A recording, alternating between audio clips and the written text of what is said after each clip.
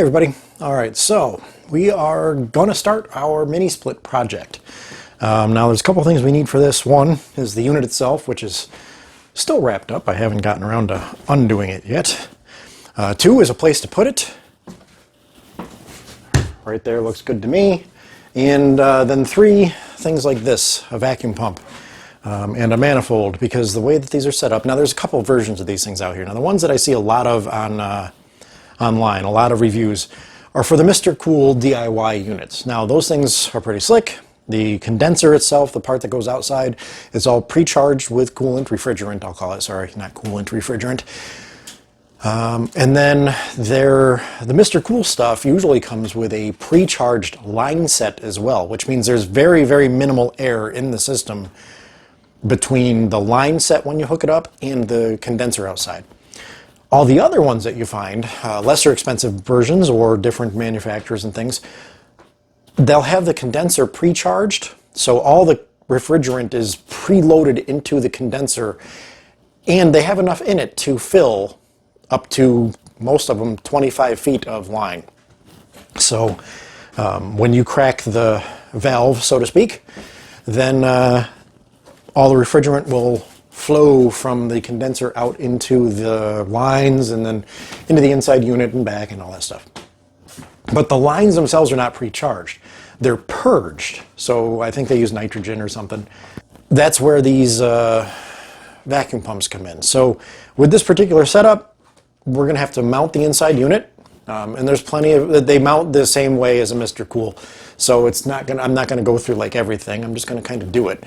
But you mount the inside unit with a hole through the wall. That hole leads outside, so all your lines from the inside unit go outside, down the wall. You hook up the line set to the condenser unit, which is mounted somewhere else. And then in this case, instead of a Mr. Cool where you just crack the valve and you're good because both the line and the condenser charges will meet in the middle, in this case we take a vacuum pump, we hook it up to the outside valves after everything's hooked together. We draw a vacuum into the line set, the two copper tubings, lines, whatever they are, that go from the inside to the outside. So even though they're purged, what we're going to do is we're going to hook them up and then we're going to draw a vacuum down as a vacuum. From there, then once the vacuum is at a certain holding pressure, once the vacuum is held, then you crack the line and it will, the pre-charged line, the pre-charged refrigerant will then flow out into the now vacuum of the lines and eliminates the whole air, breeds moisture, breeds condensation, breeds freezing issue. Now, other stuff is, let's see. Well, we have a bracket for outside. Now, they have to go on the wall, but they have to be someplace on the wall where we are not going to be drilling lag bolts to hold these brackets outside through the stud, but more importantly, well, we want them through the stud. We don't want them to go through the stud into a hole into electrical or Ethernet wiring that is behind us. Now, fortunately, that's fairly easy for me to figure out with a tape measure, right? So I have this tape measure here. My electrical lines are all 24 inches off the ground, which means that 2 feet up from the ground is where all my electrical lines are running lengthwise through the shed. 16 more inches above that, that is where all the Ethernet wires are run lengthwise along this wall. So as long as my mounting holes for these two brackets line up between there and I'm not screwing in at either the 24 or the 40-inch mark, then my lines are safe. So the other thing we need to do is figure out where it's going to go. So I guess the first thing we need to do is to unbox that box. We have to unwrap our present. All right. And I apologize for the state of being, but this is what happens for normal people, right? Not everybody has a nice shiny garage and stuff to work in all the time. So here we are. Now this particular unit is one that I gave them the information on after some research. So if this goes all to crap, I have no one to blame but myself. So as far as the installation of these things go, I've watched a gazillion videos on how to install the main unit, and it's basically put the bracket on the wall, screw the bracket in the wall, done. But I'm looking for in here a diagram, which I'm hoping they have. There it is right there. Let me pull this around, see if you can see this by putting this in front of the camera, like so. Yeah, there you go, you can see it. And I'm going to take a picture of this actually while I'm recording. All right, so this tells us the width we have. More importantly, right here on this page, this tells us where that hole needs to be for the pipe hole.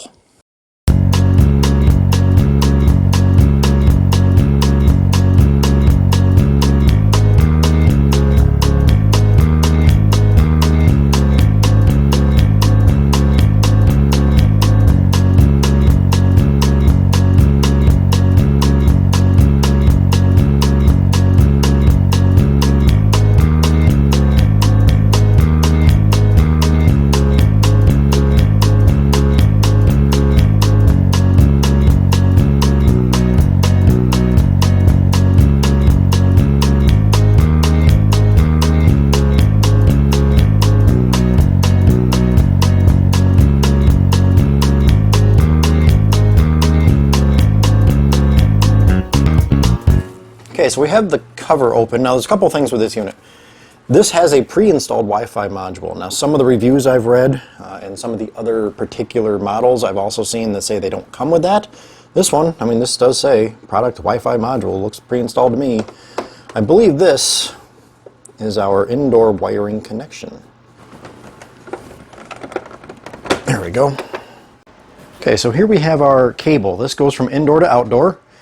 I believe this is actually the outdoor cable. It's the ground pigtail, which I believe is would go on the outside unit. So this is going to be our inside wiring.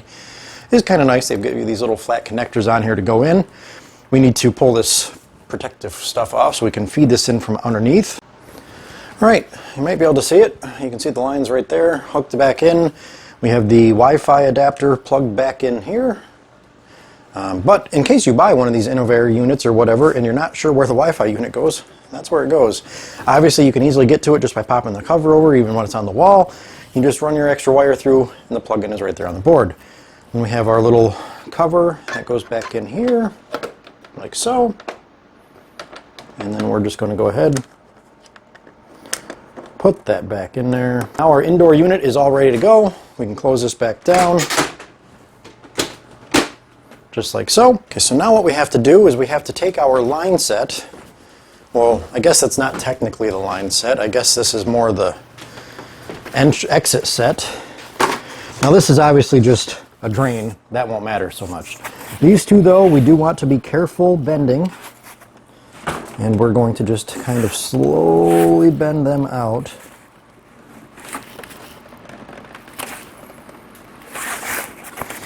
Man, people online make this look so easy and not at all terrifying. It is terrifying. This is the drain hose, that's fine. And then our power cable, that's going to come out this hole. We need to bundle all this together, shove it out the hole, and mount this sucker on the wall.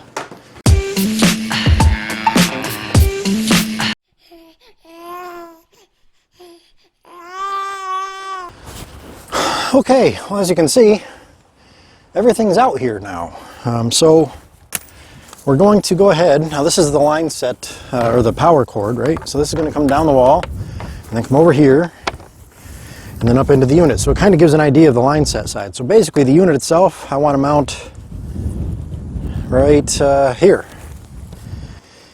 Bracket here, one bracket here, but we need to make sure we're high enough, A, to get out of the harm's way from the weather.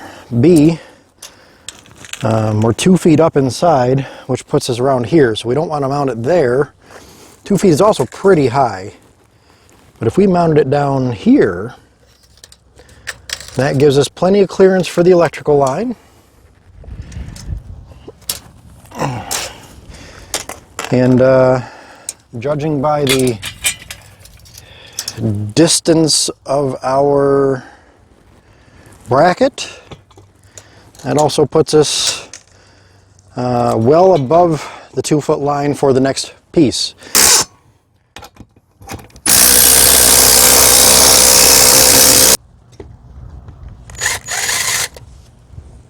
We are now ready to attempt to get this thing on here.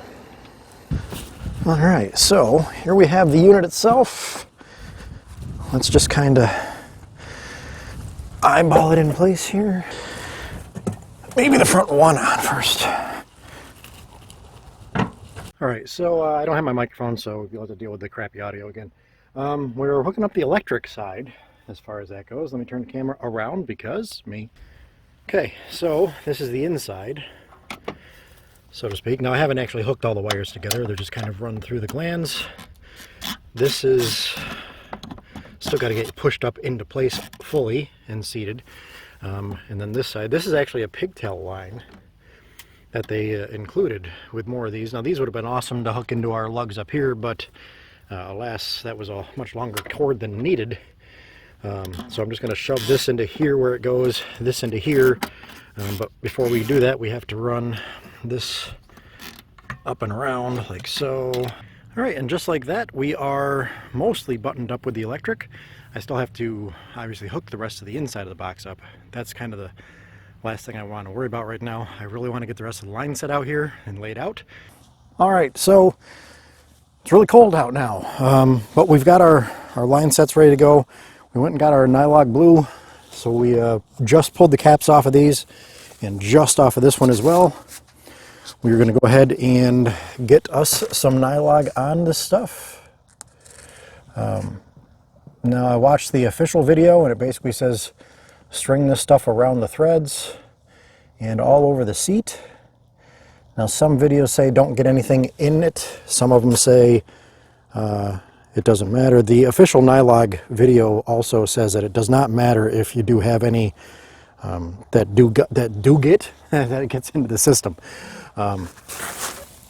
At that point, it's not going to harm it from what they say. So we are going to just get ourselves started onto here like so. We're going to get hand tight to start with. And then while that's there, we're going to kind of bend this down out of the way until we can start going that away with it. Kind of like this. Man, it makes me wonder if I got enough, doesn't it? Now, I have a backup plan in the event that I don't have enough line.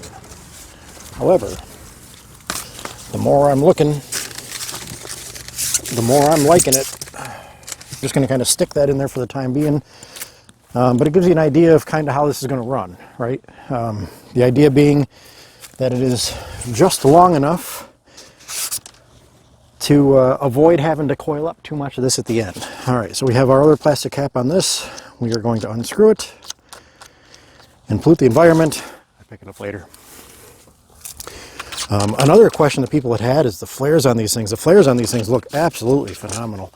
I'm not an HVAC expert by any means, but I can't see anything on here that looks remotely concerning. Now, the next thing we need to do is we need to tighten these up a bit. Now, full disclosure, normally you would need a halfway decent crow's foot torque wrench for this, because there are torque values that you do not want to go over. But I don't have one. So we're kind of going by feel on this one. Okay, there's that side there. Now the other side's still not uncapped yet, so we can do that one in a minute. I'm going to go grab a screwdriver so we can get that plate off, and then we'll come back and get that done. Okay. Let's pull this cover off out here. And I think it's just the one screw. Oh, there we go. It's just kind of stuck. All right, so that's going to get kind of tucked out of the way for the time being. Let's just kind of do this to get it out of the way. Now, little one is on top. And of course, even being a little plasticky cap, I can't get the dumb thing to come off. There we go. Now the one thing I'm doing is I'm cracking them loose but not taking them off all the way. Likewise with these fittings here. I'm not pulling the cap off until I am ready to go. Okay. Go ahead and remove our caps. Getting our nylog ready already. Let's take a look at the flares. Nice and smooth. No issues with those at all. Again, from my untrained eye. Some are on the back side as per Nylog's own instructions, and a little dab on the inside of the flare, like so. Likewise over here.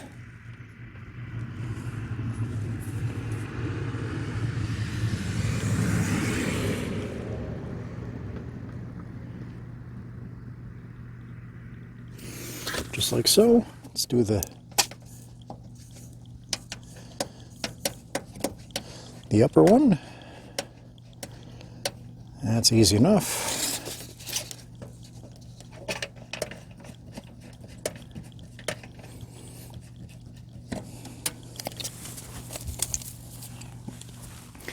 And as I've seen a bazillion people do, what you want to do with this is have something to keep anything from turning as you tighten these down. Because you don't want to break a fitting or anything like that. That one we got to shorten up just a notch here. There we go. Now, that's pretty much it for this part. Now we don't have the wiring hooked up yet, in the box anyway, but the main unit itself, other than still needing to be kind of secured, and I have a tentative plan for that in the meantime. I'm going to use a couple of these clamps just to hold it up. So I only need to put like a screw in the bottom just to hold it in place.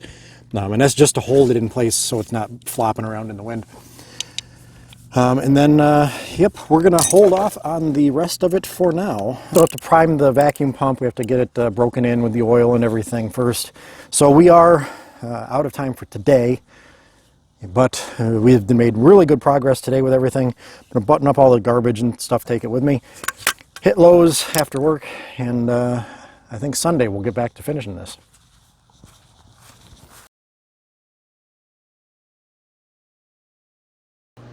Okay, so I wanted to just kind of pause for a minute and just kind of go over my thoughts so far on this process. Now, some of the issues that I've had are self-inflicted. Some of them are not.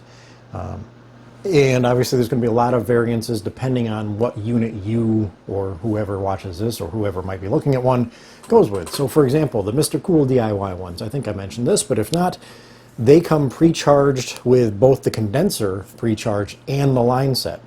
So there really isn't a dire need to vacuum out the lines prior to releasing a refrigerant. Some people still recommend it, but with those, everything is pre-charged and the lines will, you know, make their sealing when it's hooked together. It'll break this seal and everything stays together. So everything's pre-charged with Mr. Cool DIYs, most of them at least that I know of. And because of that, you don't have to worry about any of the vacuuming part. Now the vacuuming part, 150 bucks worth of parts between the pump and the manifold basically. And I guess I would say that it's cheaper to do it yourself if you don't have a reputable HVAC guy near you that doesn't charge you an arm and a leg. I've heard horror stories where people get charged $500 for somebody to come out and basically do this step. With all the videos out there, all the DIYs, it really should not be that big a deal for almost anybody to tackle this for $150 themselves versus paying a guy money to do it. With the asterisk being, if you have an HVAC guy install it, at least that way you're more protected with your warranty on most of these systems. Now this particular system, compared to some of the ones I've seen, maybe the indoor unit's a little bit deeper, so it sticks out a little further in the room. I don't think that's really an issue. I don't see any issue. It came with the Wi-Fi already.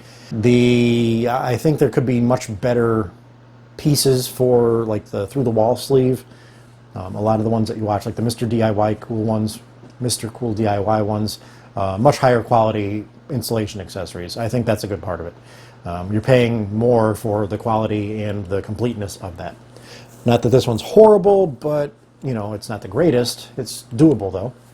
And again, for the price difference, like this was $679 for the 115 volt, 12,000 BTU unit, including the kit and with the Wi-Fi module pre-installed. The only thing it doesn't come with, and this actually kind of annoys me, is there's no wall mount clip for the, what's it called, the remote control. It's an optional accessory, but it doesn't come with it. I don't get it. Directions are, you do have to kind of read them a few times. Reading them through a few times gives you a better idea as far as like the bracketry, the mounting hole for the, through the wall, you know, the mounting locations and the drill hole locations. You also have the wiring, takes a minute to catch up with. It's just a matter of reading it a few times to get a full understanding before you jump in. Other than that though, everything has gone really well for me. And like I said, I think I could probably do this in start to finish about an hour, up to the point of needing to vacuum the lines out.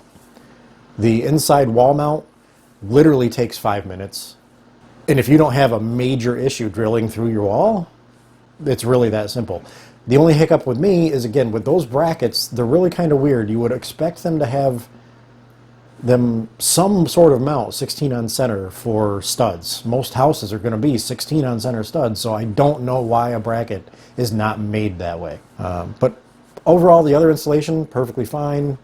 There's a different bracket style maybe I would have gone with outside that has a bar across and then the brackets actually slide in it to give you more adjustment.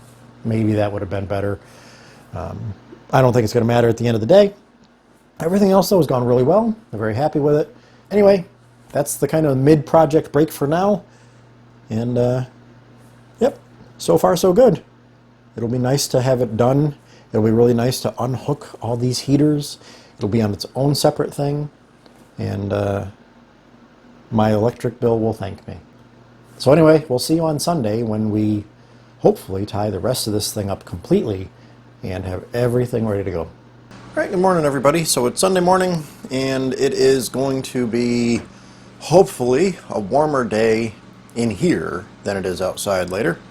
As of right now, it's 20 degrees outside and it's kind of a little snowy, a little frosty on the ground, but it's cold, which means that I've come prepared by not only wearing shorts, sandals, and a heavier jacket, but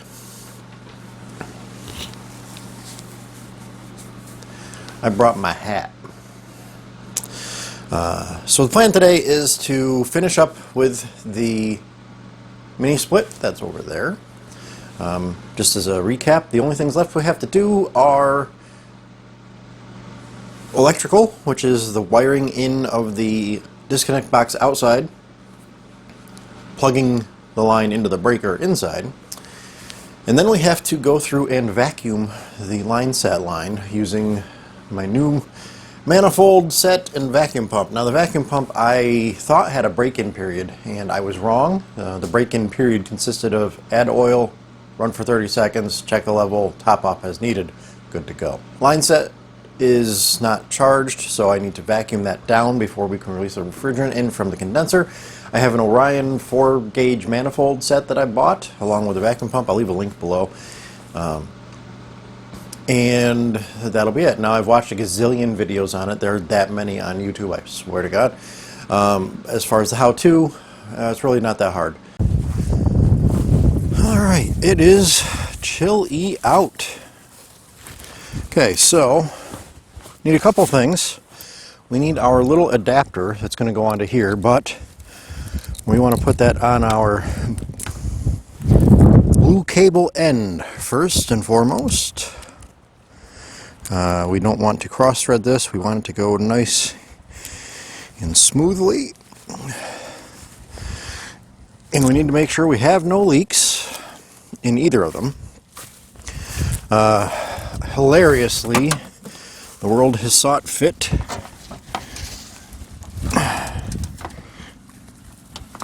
to have a puddle of water under my feet for all of this. Alright, so now we can take this. This is just a little metal cap, like all of them that we just pull off. So we're going to go ahead, line this up, get that threaded onto there, like so.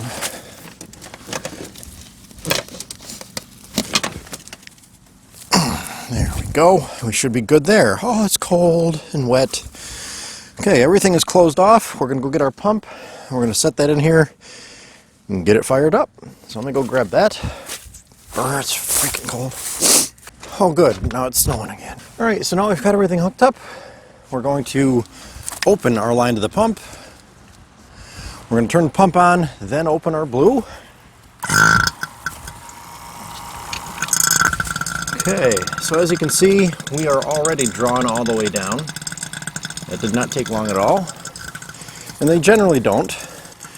So we're going to let this sit out here for about a half hour.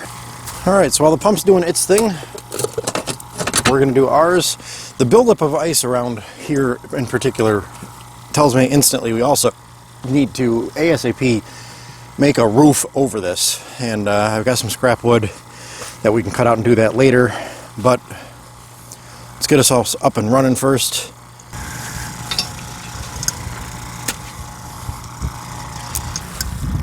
Okay, I brought up another weapon in the fight against cold.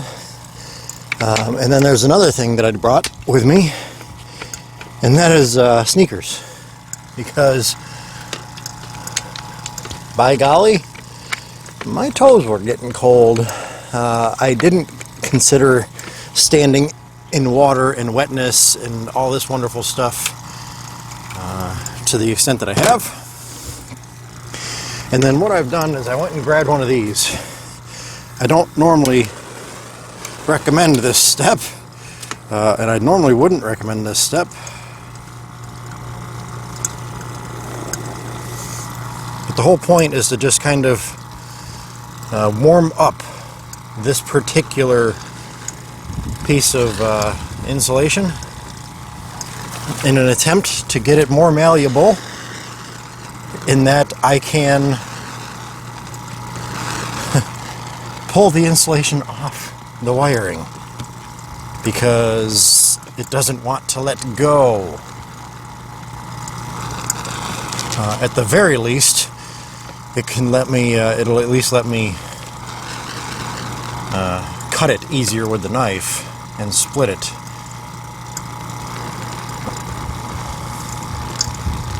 We're definitely getting warmer and more malleable. All right, let's try that.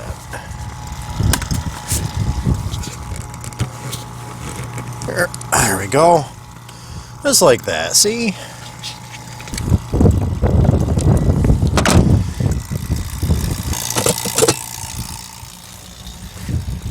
Alright, and just like that, the disconnect box is done. It's starting to snow, of course, why wouldn't it? Makes it hard for tape to stick to stuff when it snows, so I'm going to have to go get a towel and, for a line set, wrap the tape around it to keep it bundled. But for getting it going, we're going to be fine. So I'm going to button up out here. Still have another 5-10 minutes I want to leave the pump going for. And then when that's done, we will close the pump, turn it off, close the valve, and wait and see. While we're doing that, we'll go inside and we'll get the breaker side taken care of. So it will also be a pretty good test of how this works in here. As of right now, like I said, it's really cold outside. The wind is blowing. It was 55 when I got out here. I turned both heaters to cranked, and we're up to 57 now. So we'll see if this thing, once it's fired up, can make a bigger difference. Merry Christmas, everybody. This side, we're not going to do just yet. We're going to put the ground in first. After we feed it backwards along its length without allowing it to touch anything that's important. And in the realm of electrical panels, that would be basically everything. Okay, just like that, panel work is done. Let's go out and turn off our pump. You don't need to come along for that ride. It's going to be this step. turn off blue knob, turn off pump, look at gauge, nod and say, okay, looks good, walk away, I'll be back. So, all right, so as of right now, the manifold is still holding pressure. It's only been about 10 minutes or so, so I want to give it some more time. Otherwise, though, it looks pretty good, so I'm going to grab a drink, and then in another 10-15 minutes, we'll go ahead and go out, take a peek. If it's still holding steady, we'll go ahead and we'll release the refrigerant in using the hex bolts, Allen-headed screws in there. You just take, I don't know what size it is, but I have a variation, so we'll find one that fits. We release those. Once those are released, then we will go ahead and we'll pull the blue line off the compressor. Done with compressor. And then at that point I will grab some soapy water and just kind of squirt the fittings, the joints, to make sure there's no pressure escaping that way. 20 minutes later. Alright, so I am going to run out. It's been a while. It's been at least a half hour since I've turned off the pump, so I'm going to go double check the manifold gauge, see if the pressure has dropped. If it has not dropped, fingers crossed, I'm taking my Allen wrenches with me and we will crack those suckers open and see what we get. If that goes well and I don't have any leaks from my soapy water, then we'll be back in to turn on power and take a look at that. If it doesn't go well, I'll bring you along with it, but we're going to assume it's going to go well, and you don't need to see me just spray soap water and look and go, yep, we're good, come back in. So we'll be back in a few minutes. Really freaking cold. I don't know if you can hear it, but it is howling out there. So anyway, enjoy the warmth while I'll be back. All right, we're back inside, and no leaks, at least none that I can detect.